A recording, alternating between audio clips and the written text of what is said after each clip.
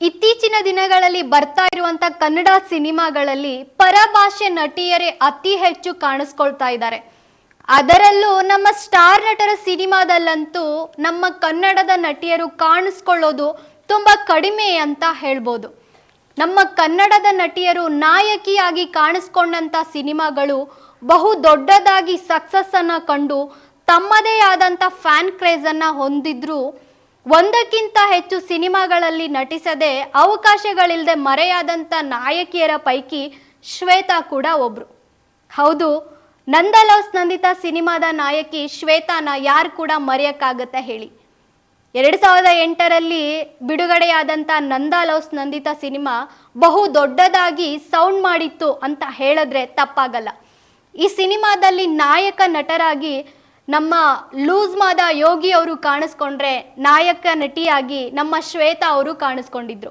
ಈ ಸಿನಿಮಾದಲ್ಲಿ ಹಾಡುಗಳು ಒಂದಕ್ಕಿಂತ ಒಂದು ಬಹು ದೊಡ್ಡದಾಗಿ ಹಿಟ್ಟನ್ನ ಕಂಡು ಜಿಂಕೆ ಮರಿ ಸಾಂಗ್ ಕೇಳುವವರ ಮನಸ್ಸನ್ನ ಹುಚ್ಚೆದ್ದು ಕುಣಿಯುವಂತೆ ಮಾಡಿತ್ತು.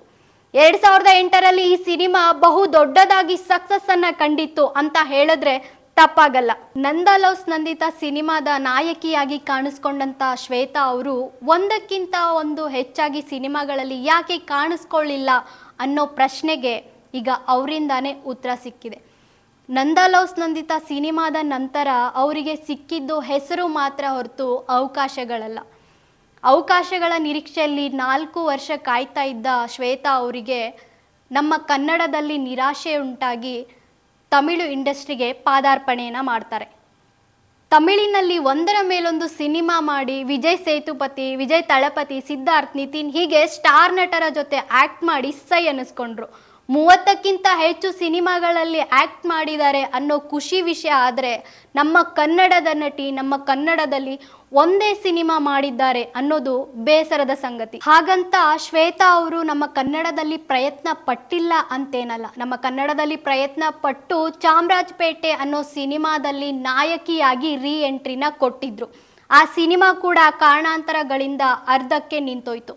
ಅದಾದ ಮೇಲೆ ಯಶ್ ಅವರ KGF 1 ಸಕ್ಸಸ್ನ ನಂತರ ಮೈ ನೇಮ್ ಇಸ್ ಕಿರಾತಕ ಅನ್ನೋ ಸಿನಿಮಾದಲ್ಲಿ ನಾಯಕ ನಟಿಯಾಗಿ ಆಯ್ಕೆನ ಆಗಿದ್ರು.